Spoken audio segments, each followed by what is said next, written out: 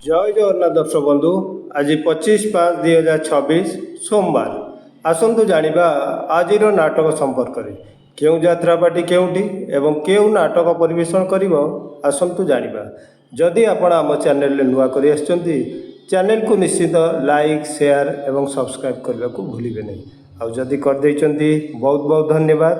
तेबे डेरी न करी आसतु जानिबा आजिर प्रत्येक यात्रापाटीर अपडेट विषय।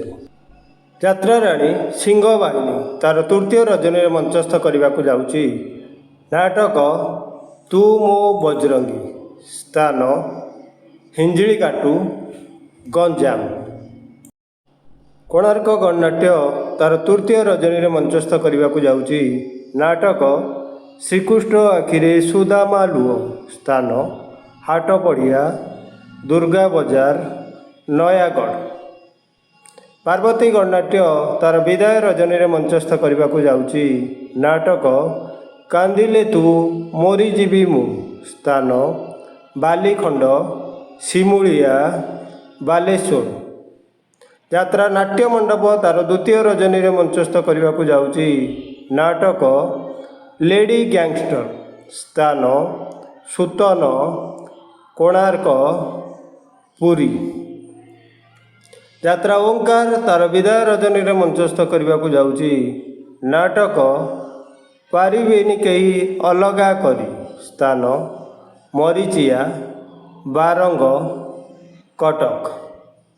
अपेरा अष्टशंभु तार प्रथम रजनी मंचस्थ करने को जाऊँगी नाटक सबु बाट मोर एइटी शेष स्थान अमाटपुर रत्नगिरी जाजपुर। यात्रा राजनंदिनी तार विदाय रजनी मंचस्थ करने को जाऊँगी नाटक मो सिंदूर लगे फिका अबीर स्थान केशवपुर खलीकोट गंजाम। यात्रा रंगमहल तार द्वितीय रजनी मंचस्थ करने को जाऊँगी सुपरहिट नाटक कटी कटी डबल कटी स्थान नखरा कटक।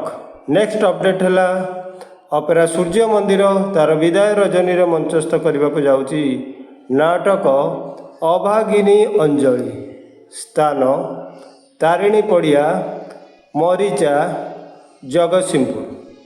अपेरा राजदरबार तार विदाय रजनी मंचस्थ करने को जाऊँगी नाटक केते कंदेइबू कला सात स्थान सोमपुर कंदरपुर कटक।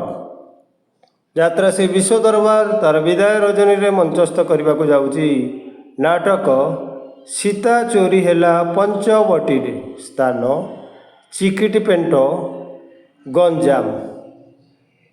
यात्रा इंद्रभुवन तार द्वितीय रजनी मंचस्थ करने को जाऊँगी नाटक नंक दुर्भिक्ष स्थान जमपड़ा केन्द्रापड़ा।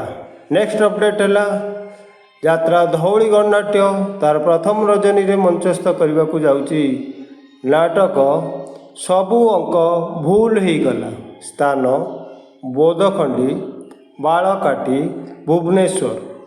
तुलसी गणनाट्य तार प्रथम रजनी मंचस्थ करने को जाऊँगी नाटक एई बोधे शेष देखा स्थान बैरी छतिया जाजपुर। नाट्य सम्राट पृथ्वीराज तार विदाय रजनी मंचस्थ करने को जाऊँगी नाटक गुमुरी कांदुची फूल सवारी स्थान बाणपुर बालुंगा खोर्धा। यात्रा जाग्यसिनी तार विदाय रजनी मंचस्थ करने को जाऊँगी नाटक गांधी कौन भूल हो गला कि स्थान हरचंडी खेल पड़िया केन्द्रापड़ा।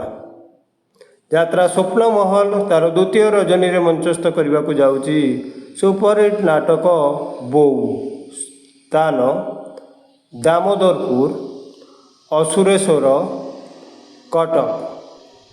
यात्रा बनदुर्गा तार द्वितीय रजनी मंचस्थ करने को जाऊँगी नाटक तोपाई नेबी मु शहे जन्म स्थान ओलंग भद्रक।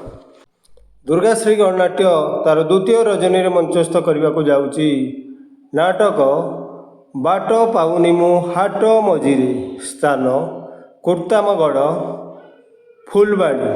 ନେକ୍ସଟ ଅପଡେଟ୍, ଯାତ୍ରା ରାଜମହଲ ତାର ଦ୍ୱିତୀୟ ରଜନୀରେ ମଞ୍ଚସ୍ଥ କରିବାକୁ ଯାଉଛି ନାଟକ ମୋ ଠିକଣା ମୋତେ ଅଜଣା। ସ୍ଥାନ ସୁନାପଡ଼ା, ନିମାପଡ଼ା, ପୁରୀ।